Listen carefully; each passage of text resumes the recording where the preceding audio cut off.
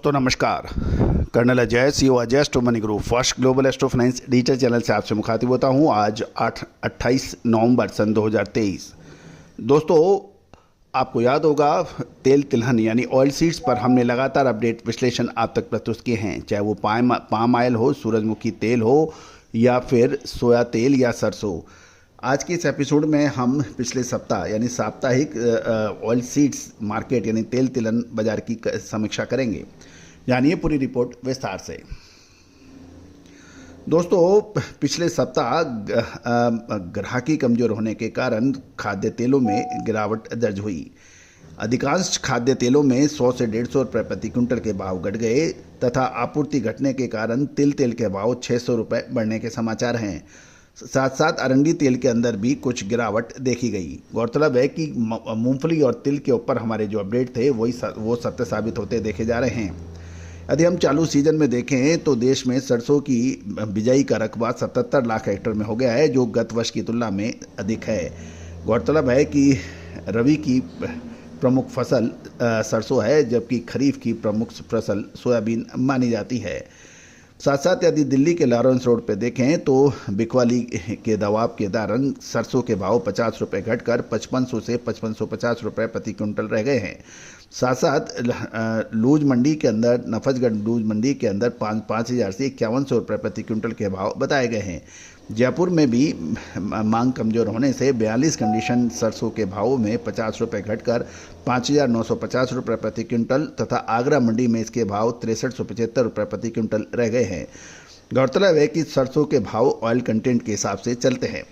सरसों में नरमी का रुख रहने के कारण हरियाणा राजस्थान में बिकवाली से सरसों के तेल में 100 रुपये घटकर 10,400 रुपये प्रति क्विंटल के भाव रह गए हैं और साथ साथ टिन के भाव देखें तो ये 1700 से 1900 रुपये पर बताए जा रहे हैं। देश की मंडियों में सरसों की आवक 3.25 लाख से बढ़कर 4.50 लाख बोरी डेली होने की समाचार मिल रहे हैं।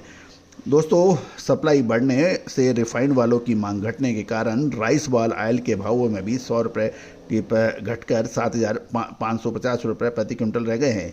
सप्लाई अधिक होने से सोया रिफाइंड के भावों में भी 100 रुपये की घटत के साथ 10,400 रुपये प्रति क्विंटल के भाव बताए जा रहे हैं। जबकि बिकवाली कमजोर होने के कारण तिल तेल में 19,200 रुपये से बढ़कर 19,800 रुपये प्रति क्विंटल के भाव बताए जा रहे हैं। यदि हम दक्षिण भारत की मंडियों की भी देखें तो वहां पर कोकोनट ऑयल के भाव में 100 रुपये की बढ़त के साथ टीनों के भाव 2,550 रुपये से 2,600 रुपये हो गए हैं। दोस्तों औद्योगिक मांग कमजोर होने से अरंडी के तेल के भावों के अंदर भी कुछ फर्क देखा गया है। ये 12,800 से 12,900 रुपये प्रति क्विंटल रहने के समाचार मिल रहे हैं। दोस्तों आपको याद होगा सोयाबीन के ऊपर सोयाबीन, सरसों, सूरजमुखी और पाम तेलों के भाव हमने अक्टूबर के मध्य में तेज की बात कही थी, जो कि अक्षर सत्य साबित हुई। और यदि हम आप अक्टूबर महीने के प्रथम सप्ताह से के भाव देखें, उसके बाद एक तरफा तेजी दर्ज हुई थी और उसके बाद अभी कुछ कमजोरी के भाव नज़र आ रहे हैं।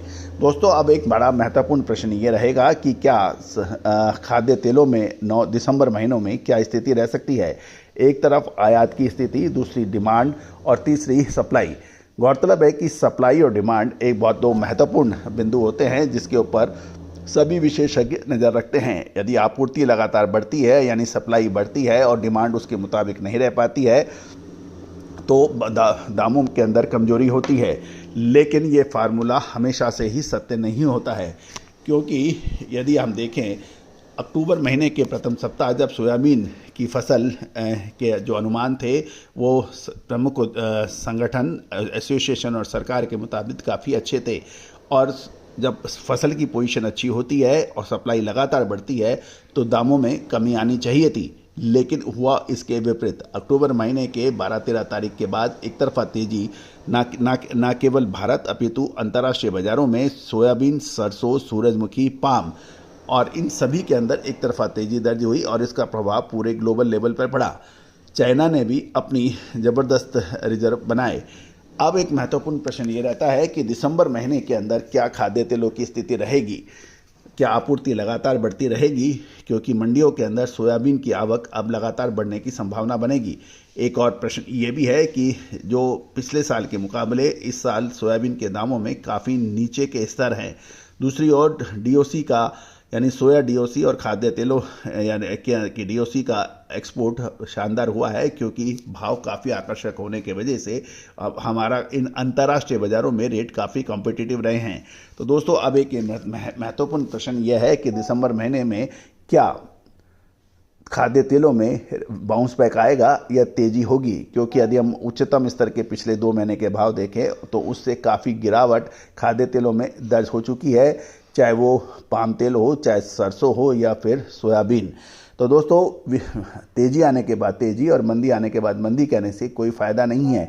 गौरतलब है कि हमने 4 अक्टूबर को global buyers and seller meet Mumbai में उद्बोधन के दौरान कहा था कि अक्टूबर महीने के मध्य के आसपास खाद्य तेलों में तेज़ी बनेगी और शानदार तेज़ी बनी भी।